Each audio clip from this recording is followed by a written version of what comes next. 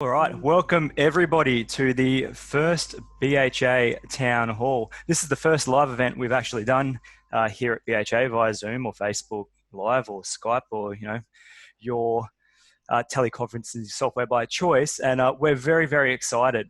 So today we're joined by Mr. Dan Milgate, President of BHA, Mr. Richard Waddick, VP Events, Mr. Paul Adams, VP Membership, Mr. Daniel Beckett, VP Marketing, Mr. Andrew Howson, your VP Music, our Secretary, Mr. Trevor Roots, and of course, myself, Treasurer, and I will be your MC tonight.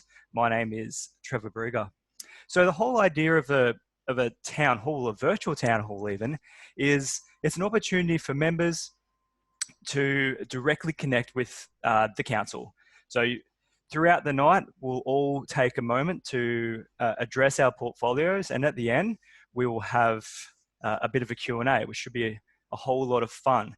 Now, I do ask, there is a chat function in Zoom. If you have a question, please don't use this. It is very hard to track. There is a Q&A function down the bottom. If you can just pop your question into the Q&A, I'll be scanning those throughout the night, and I'll be asking our councillors, secretary and president, or even asking myself a question at the end. So please use the Q&A function. It makes it just a little bit easier.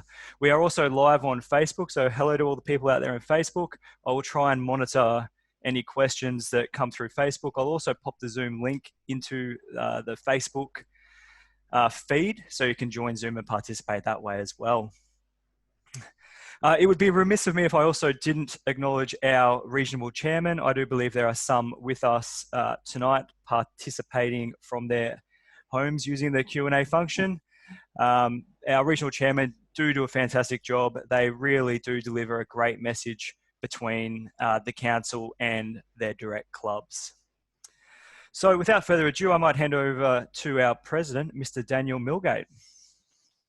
Well, hello everybody and welcome to this, our first online town hall. Members and guests, as you know, COVID-19 has changed the way that we do. Our lives have changed in so many ways. And so obviously doing something like, our favorite hobby, singing, barbershop, is something that's not been possible recently. And whilst there are state-to-state differences in the way that we have been sort of, hanging out at home, what it has meant is that Australia-wide, we've lost the ability to go and spend that one time a week or a couple of times a week doing what we love to do and singing with our friends. And so what we've been trying to do as a national leadership team is to make sure that, we're still here for you, the members, and still here to make a difference and to give you some ideas and some support and some resources about things that we can do. Even though we can't necessarily be together as chorus members, we can still be very much together as members of Barbershop Harmony Australia. And so leadership during a time like this is a very, very challenging sort of exercise. And, there's lots of different opinions and lots of different things going on in the world. But the one thing that we know is that we love our barbershop, and we want to be able to help you guys and gals enjoy your barbershop just as much as we do. So it is 2020 and the technology is there. So, the flip side of the coin is perhaps it's been a good thing to kind of prompt us as an organisation to look into ways that we can become a little more technologically savvy, including this sort of a forum. And it's kind of given us plenty of time over the last month to look at putting a lot of virtual sort of resources and things together. So the idea of tonight's little foray is to just have a chat to you, the members, and allow you guys to hear what we've been up to, what we're thinking, and to get you involved in that process. So, as Trevor mentioned during his introduction, we have been working with our regional chairman. And just to break that down for those of you who don't know, structurally, the gentlemen that you see on the screen in front of you are members of the National Council. So that's your overriding national body. We then have a structure beneath that. So we have a local person in each state or region who is our local man on the ground. They're the people who help us make some of those logistical decisions and provide direct feedback from the membership through the regional chairman to us, so that we know in some of our decision-making processes what impacts that will have on the general membership through those regional chairs. So welcome regional chairs. I encourage members to work with your regional chairs as much as possible, and that way we can all be informed both ways about what's going on. We've been working with Harmony Society overseas. As you know, we are affiliated with the Barbershop Harmony Society. And so we're currently doing a lot of work in the background that's got to do with education, music, and general support that can be provided to people online and remotely. And there's a fairly large amount of material that falls into that. As you may or may not know, the Barbershop Harmony Society runs a Harmony University at Belmont in Tennessee once a year. This year that's been cancelled, and so the Barbershop Harmony Society is in the same boat as Barbershop Harmony Australia, and indeed most organisations throughout the world at the moment, and is looking very quickly and very carefully at ways that the online learning process can be strengthened and streamlined. So we're working with the BHS to make sure that BHA members will have access to as much of that content as possible. The other thing we're doing is looking across to Barbershop Harmony New Zealand, our colleagues across the Dutch, because there are plenty of shared opportunities that we may take advantage of in the near future. If you've been watching the news, you know that it's unlikely that international travel will be a thing for us Australians for quite some time, but that there are discussions going on between the New Zealand and Australian governments at a higher level about perhaps having a trans-Tasman kind of bubble, depending on how the progress of COVID-19 tracks over the next few months. So that may well be an opportunity for us to have some shared opportunities there. And of course, tonight, the virtual town hall. This is part of a series of ongoing opportunities and experiences that we've got in mind and that we think will work, pretty well for you guys. Look, we're going to do things like have some leadership discussions. One of the hardest things to do at the moment, of course, for choruses particularly, is to lead the members through a crisis like this and remain engaged with their own chorus members. So we're looking at putting on some talks and some virtual experiences and educational opportunities to do with leading through times of change as we are now. Andrew will talk to you a little later on about a lot of the music education opportunities that we've been thinking of and how that might affect us nationally, and some of the really exciting stuff that he's coming up with there. Paul is doing some stuff on resilience and, lots of the psychological side of the organisational management stuff. Lots and lots of online education. And of course, it's also important that you, the members, let us know as a leadership team what sort of things you would be interested in doing. What resources do you need now? What learning experiences do you need now to help you continue your barbershop journey? So the team has some stuff now to talk to you about. So I'll hand back to Trevor, our MC for tonight. And I can't wait to hear what some of the guys have got to share. Perfect. Thank you, Dan. So just a quick reminder, if you do have any questions throughout, we will be answering as many questions as possible. And the guys might even integrate some of the questions and answers into their little sessions, but please use the Q&A function. We're not really monitoring the chat function at all, so please use the Q&A. You can find that just down the bottom of your screen. So without further ado, I'm going to hand straight over to our VP membership, Mr. Paul Adams. Paul, you might just Thanks, guys. Just unmuted myself. Look, wonderful to see. We've got nearly 60 odd participants tonight. That's fantastic. I'm going to talk about just a couple of things, give you a little bit of background, but also particularly talk about our membership survey and where we are with our membership review.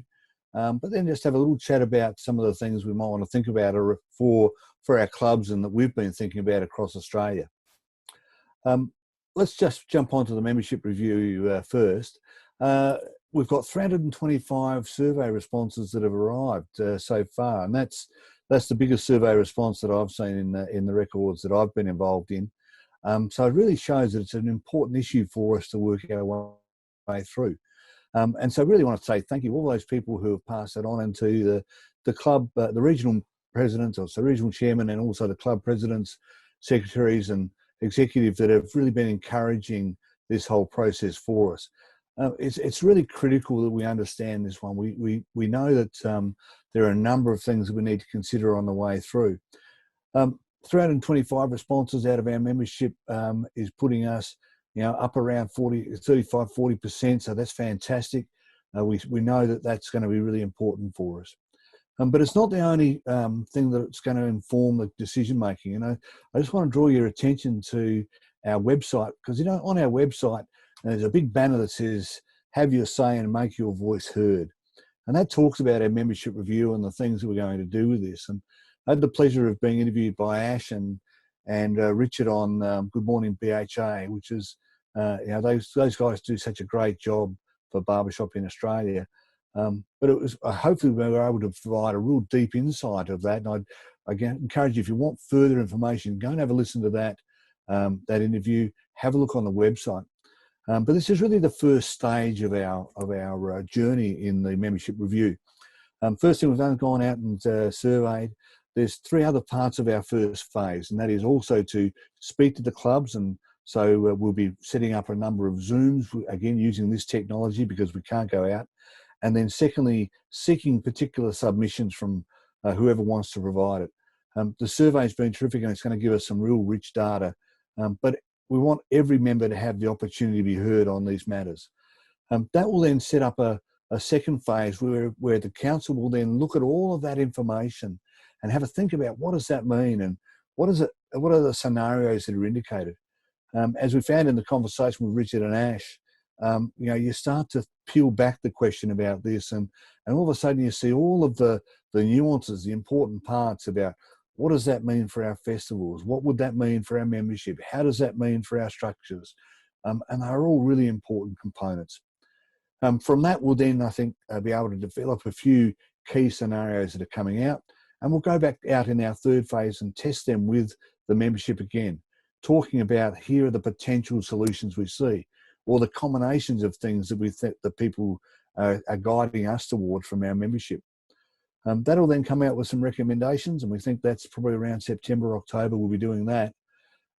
This is the pathway that we understand from the membership that you've told us you want. And then that'll be formulated into a series of formal proposals, if and when required, to bring about changes in constitution and structures.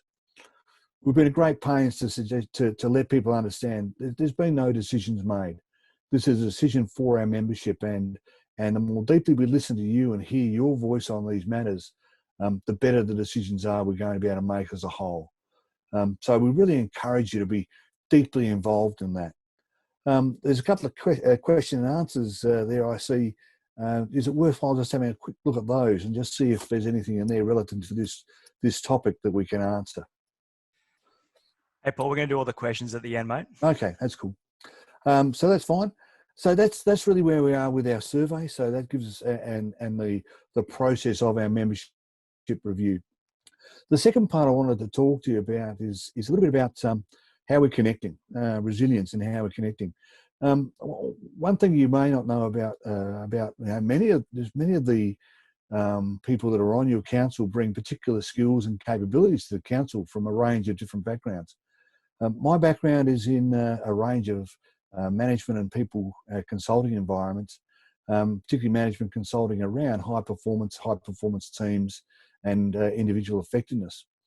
And we've seen in my business life, but also around the clubs, the necessity for us to look at resilience and look at how we are keeping connected and how important that is in terms of maintaining good health and during these challenging times that we have.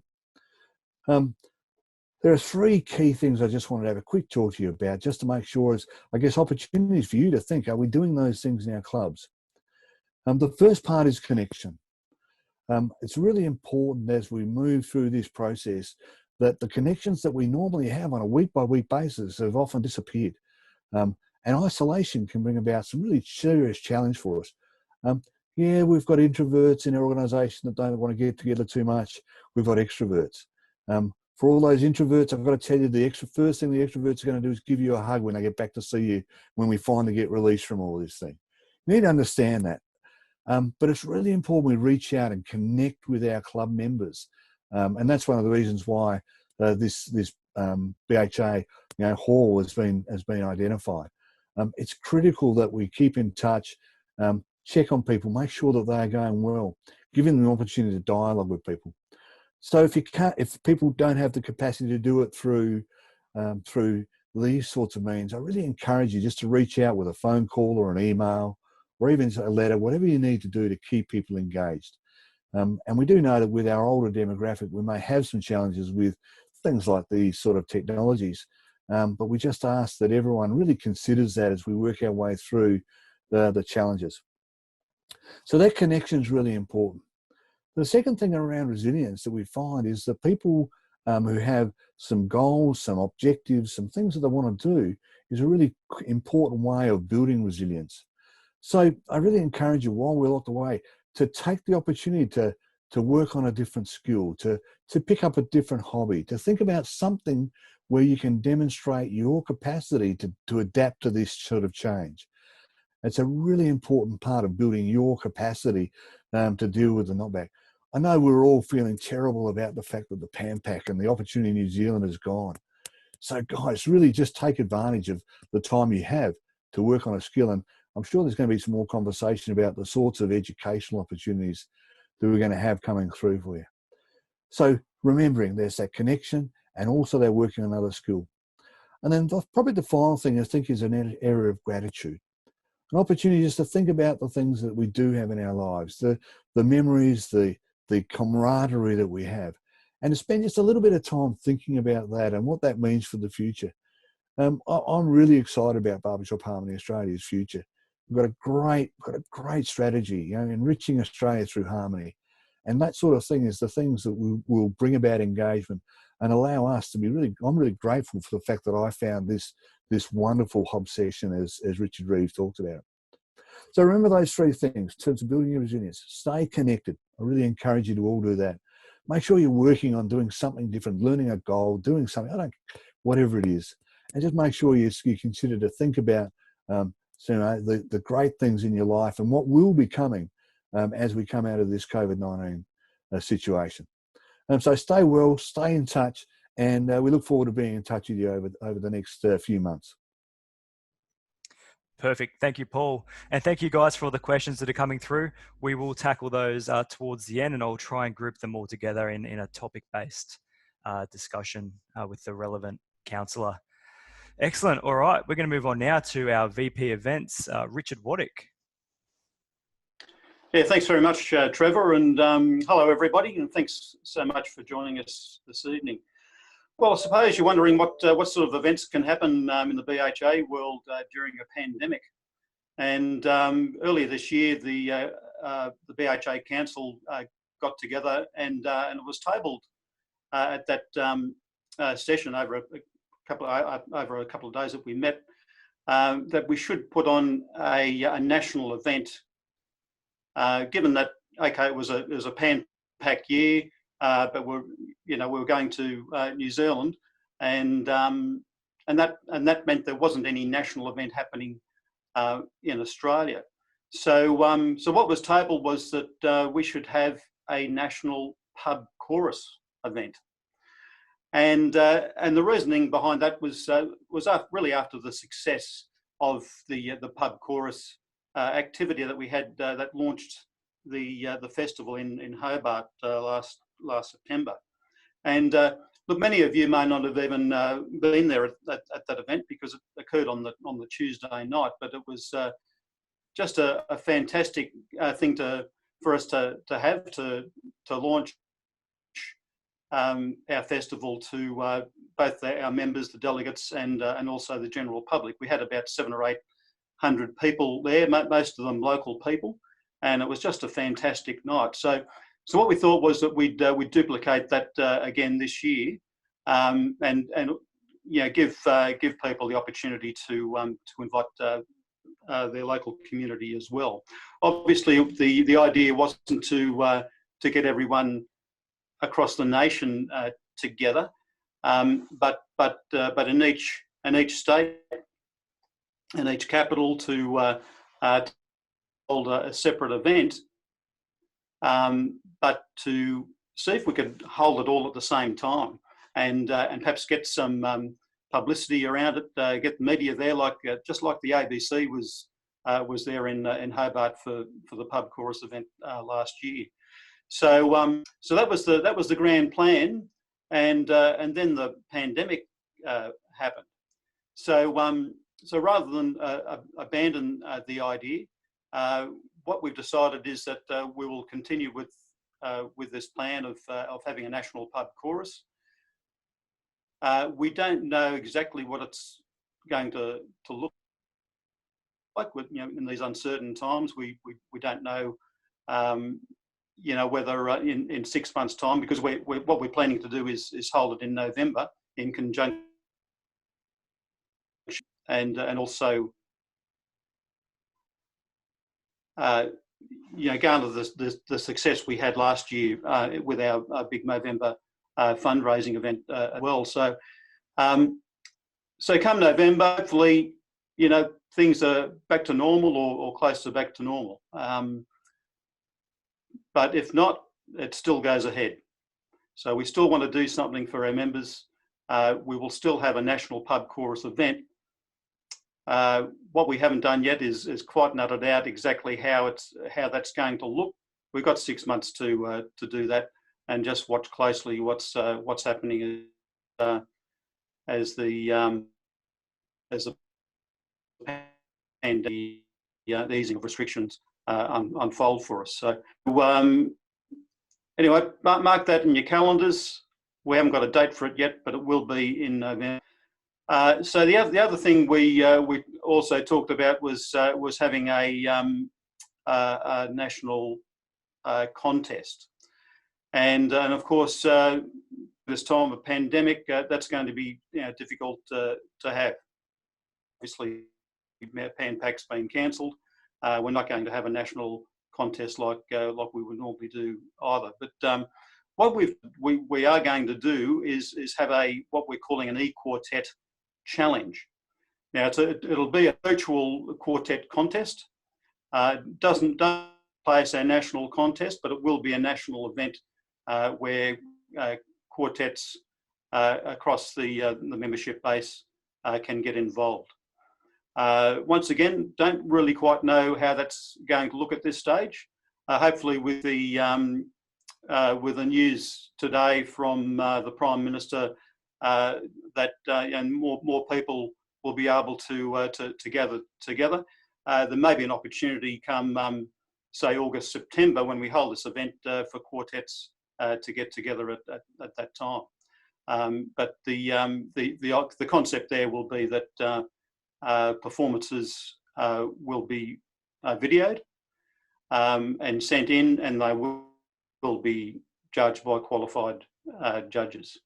It'll be a contest as such, so there will be a winner, but it won't be the normal national contest. But we'll bestow upon the winners the opportunity to perhaps perform at the next full contest that we hold. Well, hopefully that'll be next year.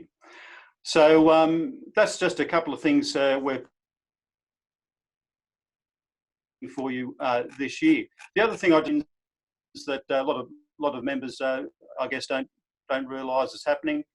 And one of the things we've been looking at pretty much over the last 12 months is revising, updating, rewriting the convention manual, and we're now calling it the festival manual. But what we had was about 6 or 7 years old. With the evolution of our conventions, what was in manual became outdated, and so we've been slowly going through and updating that document. I'm not going to dwell sort of too much. It's pretty dry sort of subject, but needless to say that there's a lot of stuff's been added to it. That things like John Little Show, Chorus Chorale, little activities like that we've enjoyed for the past few years, but also a lot of the new festival activities that have only been introduced last year. But the idea is to have a manual that you can pass on to the host club, and it's an all-encompassing document that they can go through, and that will help them run the convention. It also includes lots of templates and that sort of stuff, and the package includes an activity timeline document that convention committees can filter and split up amongst themselves. So, look, my vision is that it doesn't end there. My vision is that we have more of an interactive type of document with everything in it, so that it becomes the one source of for all your tools for running a convention. So I think that's about it from me. So I'll pass you back to Trevor. Thanks, Trev. Thanks, Richard. And being involved in conventions since, I'm going to say 2013, and now from a finance point of view, I think the benefit of having that manual for the clubs is going to be worth its weight in gold, and it's going to be pretty big. So that's excellent, mate. Thank you for all your hard work on that. All right, still seeing some great questions coming through, so keep them firing in while we hand over to our VP Marketing, Mr. Daniel Beckett. All right, thanks, Trev. Thanks again to everyone who's turned up for this. It's great to see this level of interest from our members in what's happening across BHA at the moment. At the moment for me, one of the key things I'm looking at doing, obviously, is trying to keep people connected during this time of some social isolation. I'm sure we've all seen that there are plenty of different projects happening around the globe to do with virtual choirs and that sort of thing. So one thing I'm trying to do is just keep a few of those things shared around the community. So to that, I would encourage anyone who knows of any sort of projects that are collaborative or that would sort of help to keep people engaged at the moment, feel free to send them through to me. Either send it directly to marketing@barbershop.org.au or just send a message through to me, and I'll get that via the Facebook page if you send a message that way. And I'll try and share that as I can. So, but one of the bigger projects for me that I'm looking at the moment is we're just kicking off a review of the BHA website. So we've had this website in its current format for a number of years now, and as it's sort of grown and we've grown in sort of website content, I guess, it's really started to come to a point where we need to take a bit of a step back and have a look at how everything is sort of organised on there. The key part of the process is we're going to be having a look at what content we've got on there. We need to review everything and see how much of that content is still valid. What content do we need to keep? How many things need to be brought up to date, and what content could we maybe look at archiving? Another review of that obviously is to check and see where you find the content makes sense. So we want to try and put ourselves in the shoes of either a BHA member or someone who might be interested in potentially becoming a member. So we want to make sure that these people who are using our website have a nice logical approach in front of them when they come and visit, and they can find the information they need quickly. So that, I guess we'd call that taking a big look at the sort of the architecture or the information architecture of the site. So that first step is a fairly chunky one. If anyone's had a look through the website lately, you'll know there's quite a lot of content on there to file through. So there's that part of it. The other side of the coin, of course, is looking at redesigning the site as well. One thing we'd like to try and do is to get that site to be in more of a responsive format, so that no matter what device you're on and getting to the website through, that the website renders well for you, whether that be a mobile phone through to a desktop.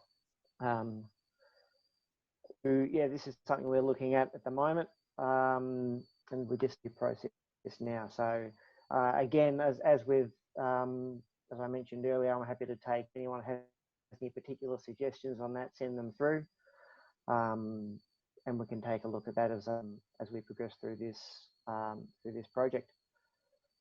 One other thing that I'm looking at the moment is those of you who come to convention will have noticed that we have a Harmony marketplace that runs throughout the duration of the convention.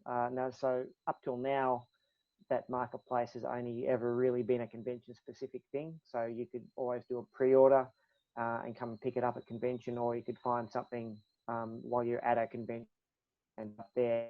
But what we're doing now is looking at bringing that marketplace online and having it available to members all year round. So the initial phase of that will be to get to compile all the stock that we have left over from the last festival down in Hobart, bring that all to one location, and then set up an online store to do that. So there will be more information available for that soon as that sort of comes to hand. But I guess for me, other than keeping an eye on the social media and things, and obviously the council have our regular catch-ups offline as well.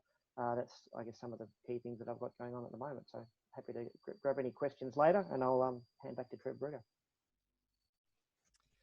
Thanks, Dan. And just during your session, mate, I started getting a whole heap of questions about how people can access gallery view with the 9 dots. So not sure what's going on there, Dan, but unfortunately we don't have gallery view at the moment, guys. I'm not 100% sure why, but we'll look into that for the next session.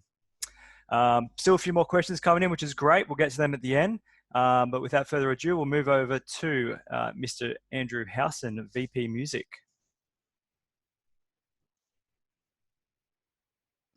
Thanks, Trev. So as far as the music portfolio goes, education is one of our biggest focuses. And with this pandemic going on, obviously things like education faculty visits are a no-go because of grounded flights, and there's no real end in sight. So while restrictions are starting to be lifted, that is within Australia or even within states. So we don't know, we can't really plan anything knowing until we know if we can travel between states, and also international flights. We have no idea when that's going to become a thing again.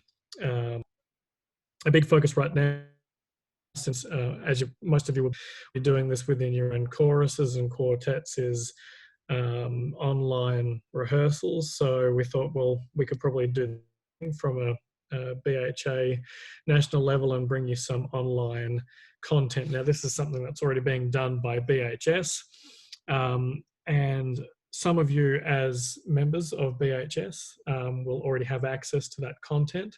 For those that aren't BHS members and just BHA members, we don't have access to that. But BHA is in talks with the powers of BHS to see if we can get access to some of their material, and if we can, we will make that available to you. But there's no outcome on that just yet.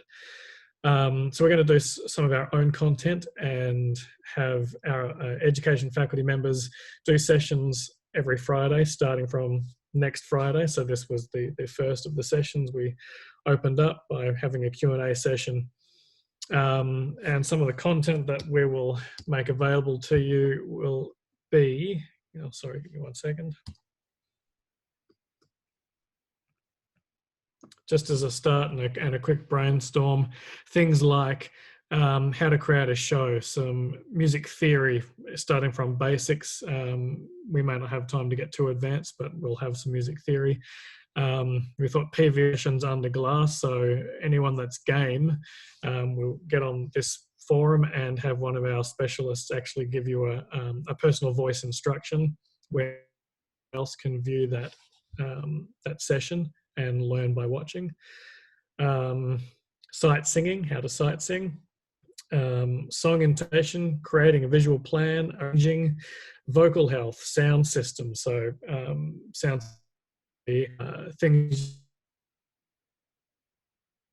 recording stuff, directing skills, building a strong admin, storytelling. Just the list can go on. We could literally do this non-stop every Friday for the rest of eternity. But that's what we have for a start. And you know what, if you have any other ideas, feel free to email me at music@barbershop.org.au and I can add that to the list. So one thing we had in the works was to have more educational content for you, and that was going to be a thing that we were going to be working on. But to have a positive come out of this tragic thing that we're going through at the moment with this pandemic is it's kind of forcing our hand to be a bit more online with our with the way we rehearse and the way we educate. So it's kind of pushing the whole timeline ahead. And you know, this may, if you guys are keen to continue doing this type of educational stuff and have access to it, maybe in more of a webinar style than a Zoom call, then we will continue to do this if you think there's benefit in it. So your feedback a few weeks would actually be appreciated. Other than that, I can't really say anything more because our hands are tied with travel and getting education out to you until we know more from our governments. That's it from me. Thank you, Andrew.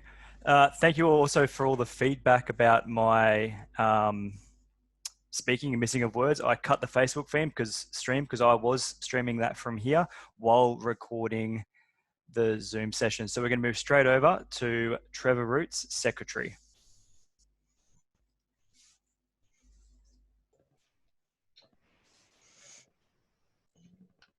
Just for those of you who missed what Trevor was saying, because he was buffering a little, Trevor's actually recording and streaming and hosting this meeting. So I think his computer is working fairly hard and some of his audio is buffering a little. So I've just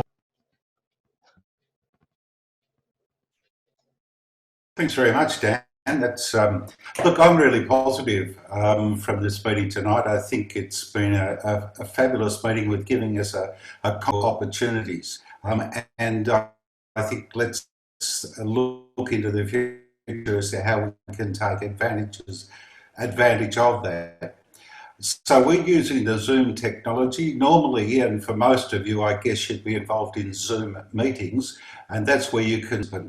But tonight we're using the Zoom webinar technology, and the webinar only allows you to see the person who's speaking. So as the current speaker in the town hall, it's me that's speaking. And you're the only, and I'm the only on about here is ensuring that we increase the engagement of members. And I can see that from tonight's opportunity and from the Q&A that will follow, that this engagement will really be enhanced. One of the things that we have found in getting prepared for this meeting is that there have been getting prepared for this meeting and also undertaking the membership review that Paul discussed a little while ago, is that there's been quite a few of our members who their email addresses have bounced back to us. I think in total there were 5. We've spent a lot of time tidying that up. Jeannie, our admin officer, has spent a lot of time working on that to make sure that we've got those email addresses correct so that everybody can participate. We do want everybody to be able to participate. That's what we're on about, and we want everyone to be able to participate in these educational sessions, also in the membership sessions, and also as to what the other possibilities might be as we go forward. The other thing I've noticed also with a few of our clubs is that there are no details allocated to who their executive are. So if we are following that up, but if you're one of those clubs, have a look at that if you wouldn't mind. So I think the fact that there are, the number of participants has increased since I've been speaking. I think the fact that we actually have got well over 60 people involved in this meeting, it's terrific. Not quite 10% of our membership, but let's encourage other members to participate in these meetings as we go forward, at least over the next couple of months, and with other opportunities in the future.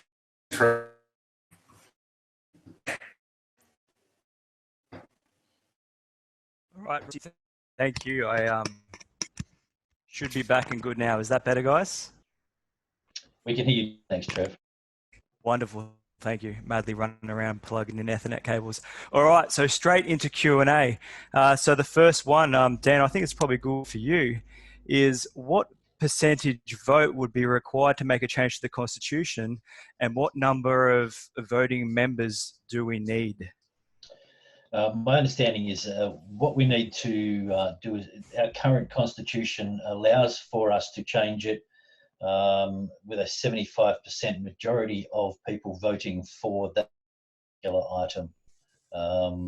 So it's constitutionally based. It's where currently the members can, full members can vote.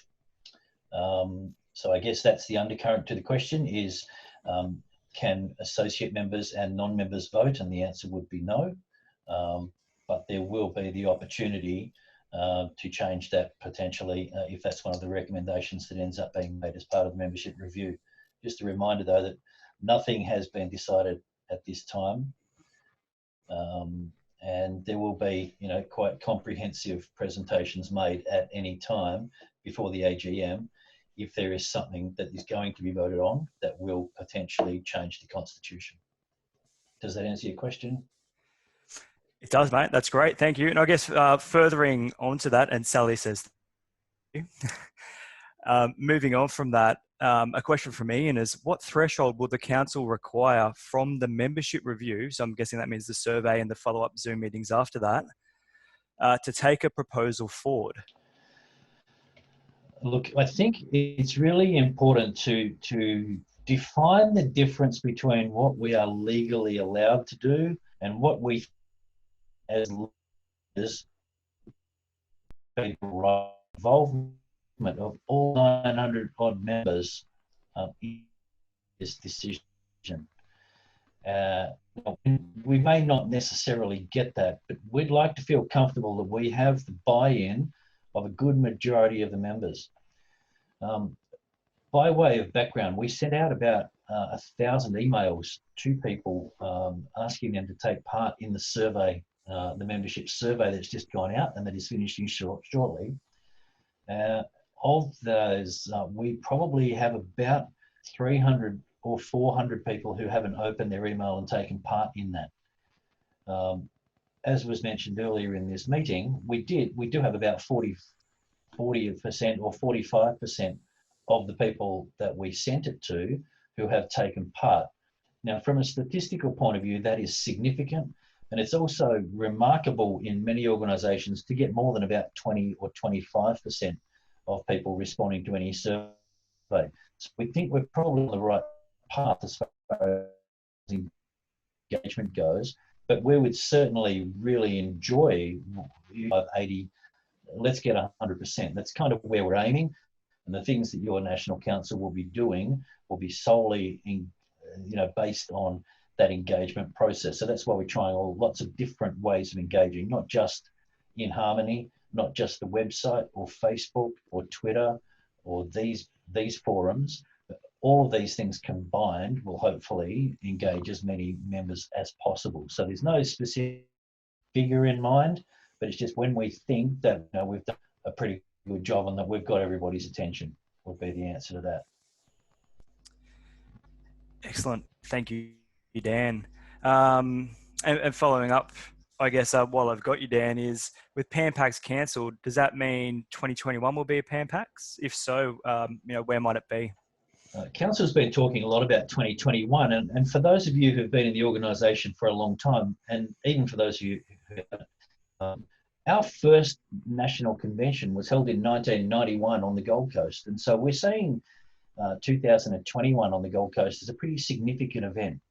It's our 30th anniversary as an organisation, and how lovely to be back in the place where these conventions all started all that time ago. There is conversation at the moment because BHNZ have still got bookings on most of the venues that they had for this year that was cancelled, and so they will potentially, we're still discussing whether or not that becomes a pan pack. New Zealand is certainly welcome to come to the Gold Coast, and we can make that a Pan Pacific event. But that's not yet been decided. We will definitely have a convention on the Gold Coast. Whether or not it's a pan pack, we'll still talk about that with New Zealand and Hawaii and the west coast of the United States. Excellent, Dan. And maybe a question for yourself or Richard, but will the 2020 year be an asterisk for the BHA champs or just a blank year? It'll be an asterisk, yep. As Richard mentioned before, we're looking at an e-quartet competition of some particular fashion. We haven't yet decided exactly what that means. The winners of that won't be awarded the traditional, the old style medal, but we'll certainly be looking to make that recognised and worthwhile. But yeah, it won't be the normal stuff because competitions have all got to be held in similar formats, and we don't have a way of doing that this time around. Excellent. I might throw to Richard while we're talking about the quartet challenge. Richard, will this be open up to male, female, and mixed quartets? Will everybody be able to participate? Look, I'd like to think that it could be opened up to anyone that would like to participate. Once again, the finer details haven't been nutted out yet, but Council will be doing that over the next couple of months, and we'll get something out to members well before the event's held. Excellent. And also, while I've got you and Dan, you might want to weigh in here as well. Is there any plan in the near future to do a review of the current convention model and consult the membership, looking for feedback, particularly around whether we should stay annual or revert back to biannual? I think it's important. We won't go back to biannual unless there is a very, very strong push from the membership that that's what's desired. But we have anecdotally and statistically a lot of evidence to support the fact that the annual conventions have been a success. So we will probably be heading in that direction unless we hear otherwise from the members about their organisation. Excellent. It seems like events is a bit of a hot topic at the moment. We've got a couple of more questions on that have just come through. Is it looking likely that the e-quartet concept may become a permanent fixture on the BHA calendar? I think we might be ahead of ourselves. I'm not looking forward to too many more pandemics, but look, what we're doing at the moment is we're making we can enjoy our experience for the immediate crisis that is occurring throughout the world. Let's wait and see. Maybe an addition as whether or not it becomes a success. And if it's a success, then certainly it's something that we would look at endorsing as just another way for our members to enjoy their budget. Yeah, perfect. And just I guess that the e-quartet competition is indeed just a quartet competition only. It won't be open for choruses. That might be a little bit difficult, I guess, to manage. There are still some areas of the country that have social distancing restrictions. That's correct. 10 people or less at the moment. And so in order to plan for that sort of stuff, we've gone with quartets. It will be too difficult to do choruses who can be anywhere up to 50 or 60 members. We don't want to encourage that to occur at this time. We'll be open to quartets. The basic idea is perhaps that it would be the normal kind of open to any quartets of any description who could then be judged. We've been thinking about would there be like a after a formal judging process, would there then be a recommendation made to an online vote or a poll of the members or the public or something like that, so that we can have an overall champion or something like that? But yeah, all of this stuff is yet to be designed. So keep throwing your comments and suggestions through, and let's design this thing together. Excellent. We had a question early on, which was for Andrew, VP Music, but I think you might have already answered it, Andrew, but I'll throw it at you anyway. Are there any online courses for basic music theory for barbershoppers coming similar to what the BHS has? Yeah, so as I said before, we will offer that in one of our online courses. As I said before, we will try to get our hands on some of their material, but we're not sure if we can actually do that yet. And if not, then that will be something we will add in the future and make some basic online material for you. In the meantime, you can actually just do a Google search for musictheory.com, and that's a pretty good starting point if you want some extra theory stuff to get your teeth sunk into right now. Excellent. And while I've got you, Andrew, we've just got a question that when you do start rolling out some of these the educational series, I guess we could call it, will that be available in advance so choruses can really direct their members, or quartets as well, I guess, can direct their members to certain sessions that they think will be particularly useful so they can schedule their time? Sorry. Yes, we will be advertising every week what's coming up, and once sessions are locked in with our educators locked into a week, hopefully we'll actually be able to give you a full maybe month of upcoming content. Excellent. I guess there's probably a question maybe for Paul and Andrew to kind of answer maybe together, which music membership kind of a bit odd, but could BHA possibly issue a template structure to run our virtual chorus meetings, given that we can't all sing together with the inherent audio delays? We can, but it would have to be very vague because choruses are very different.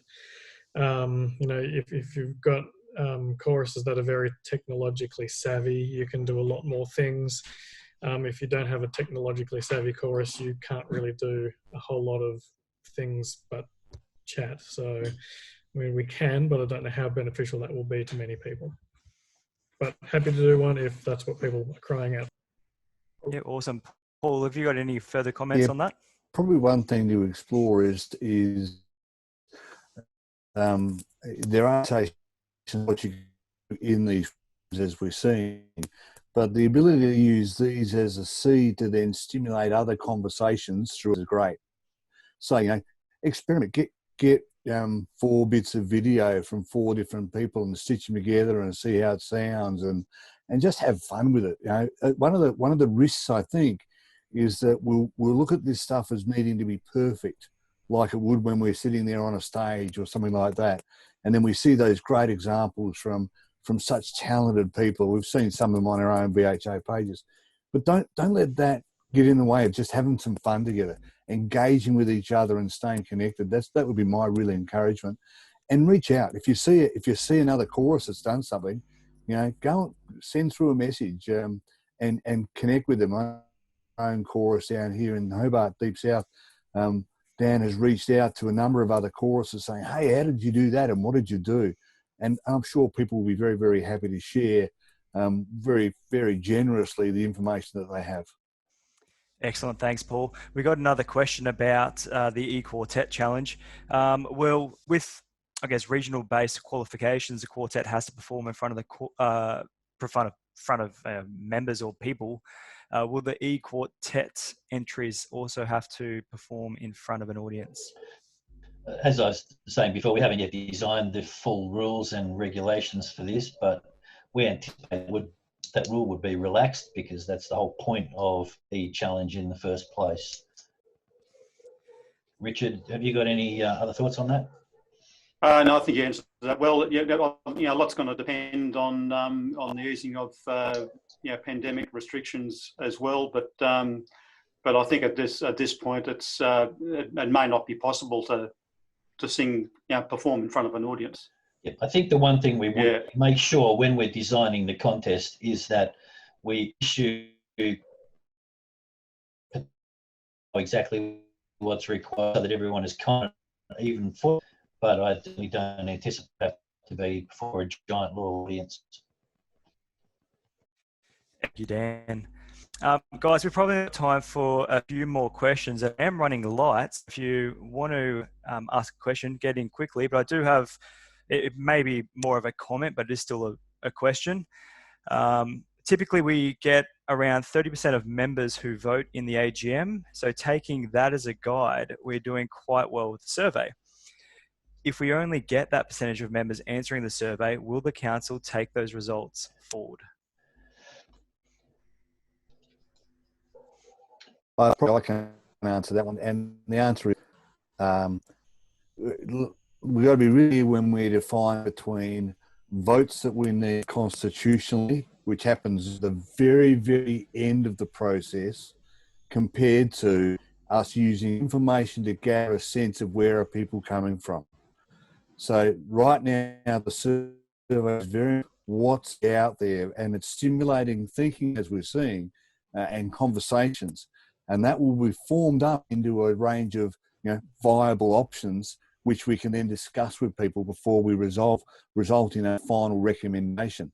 It's really only when we get down to that very final recommendation that says, okay, this is the one that we think has a viable chance of the mix that's appropriate for what the membership wants, that we will put anything forward to a constitutional vote. So you can be really, really confident that even if the idea is 10% of people are saying, but what about this? It'll still be discussed. It'll still be considered, and considered along with everything else in terms of making sure that we've heard everyone's voice, and then ultimately so ultimately then that will formulate into the information. Again, don't worry too much about the surveyors to give us information, and of the information will be considered and then discussed with the through the forums that we'll have as we look at the various scenarios. Thanks, Paul. Well, I might just quickly add to that. Survey is one of a series of steps. However, we are very actively managing this particular survey to ensure that we don't get a minimal response. So regional chair contacting each maximum buy-in from the membership. We've got the technology we don't see responses, but we do know who has clicked through. So that way we can see if certain clubs are not fully engaged, and we can work with the leadership of those clubs to ensure they're fully engaged. We'd like to get as much response as possible to each of the different steps along this quite lengthy and detailed process. So I hope that answers your question. Excellent. Thank you, Dan, and thank you, Paul. Well, guys, we don't really have a deal left to cover for tonight's session, so I want to thank all of our presenters, all our panelists actually, for giving up their time, and everybody in the audience for giving up your time and participating with us. It was certainly a learning experience for us. The one thing, don't use your Wi-Fi MacBook Pro to try and do everything. Use an Ethernet connection. It makes life a lot simpler. We will be sending out early, either this weekend or early next week, the next Friday event that we'll be doing. It might not be a town hall. It might be music related. We're not quite ready to release those details yet. So just watch the socials, Facebook, Instagram, emails. Emails is our primary method of communication. So thank you everyone for attending. Thank you to Dan, Richard, Paul, Andrew, Trevor, Brutes, that is, not myself, and Dan Beckett. Thank you everyone, and we'll see you very shortly. Have a great night.